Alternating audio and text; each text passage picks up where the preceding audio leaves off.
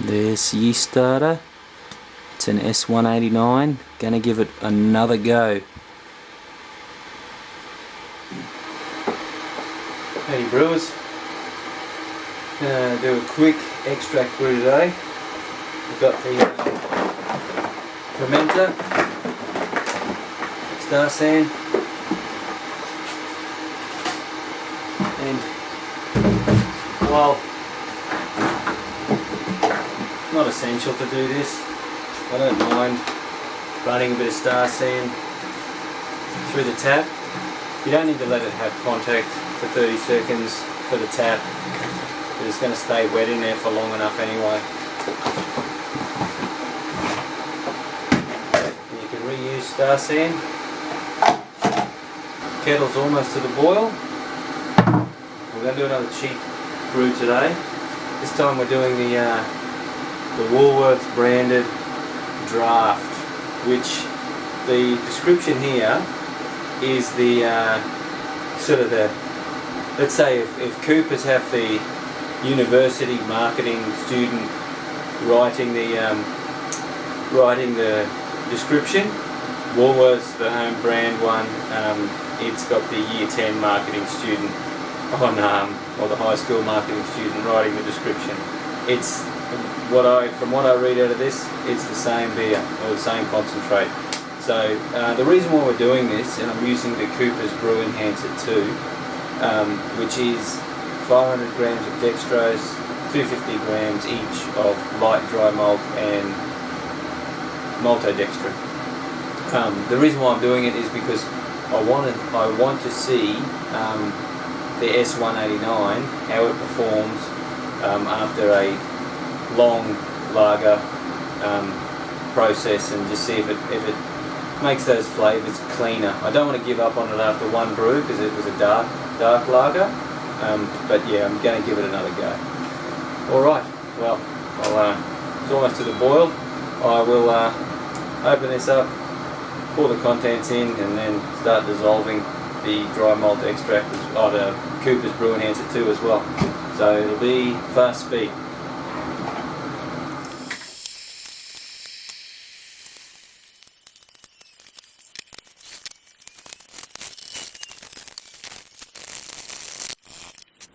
Okay, again, so it's all dissolved. Put it in your fermentation chamber when it's just done that. Then add your water, and you're not going to bust your back trying to lift it in.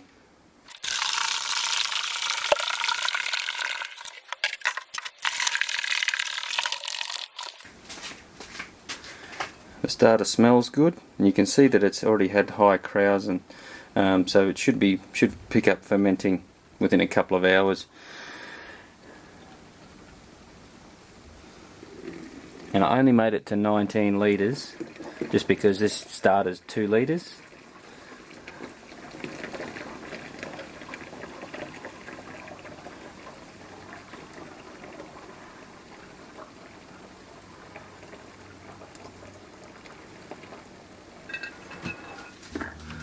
Airlock on and all up.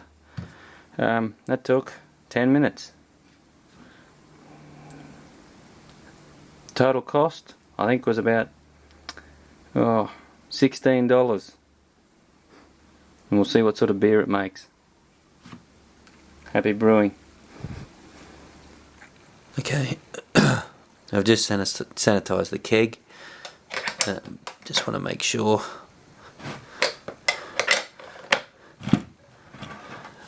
the posts are tight.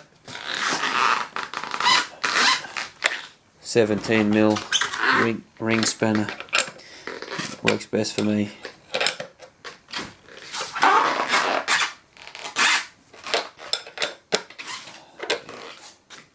Right, I'm just going to tip the star sand out of it. Alright, going to do a bit of keg conditioning again. So that's 70 grams of dextrose in, I don't know, maybe almost a cup of water. It doesn't really matter how much water it is as long as you dissolve the sugar in there. So yeah, keg condition. Now I have already sanitized the tap. and I've also done a little bit of purging to make sure there was no yeast left in the tap.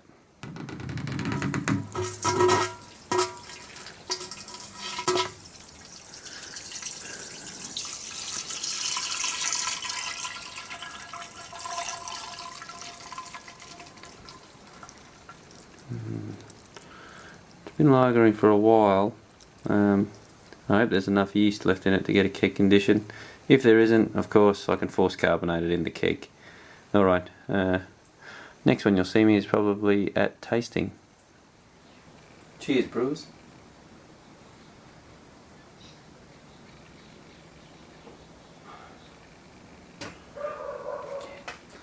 Another easy drinking beer. Really, yeah, exactly what you'd, in terms of mainstream beers, it tastes just like most beers. There's a little bit more malt depth to it because I use the bit more malt than used to in the mainstream beers that use a lot of adjuncts.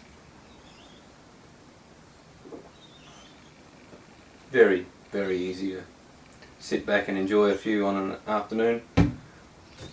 But that brings me to talking about, so this is, what is it, number 95, and as we approach, let's go 99, that's as significant as 100. If there's any specific beer you'd like me to try and brew, or some techniques or anything, I'm going to leave that to HBW 99. I'll leave that to be the viewer's choice. So feel free to write your selections down in the comment section, and we will.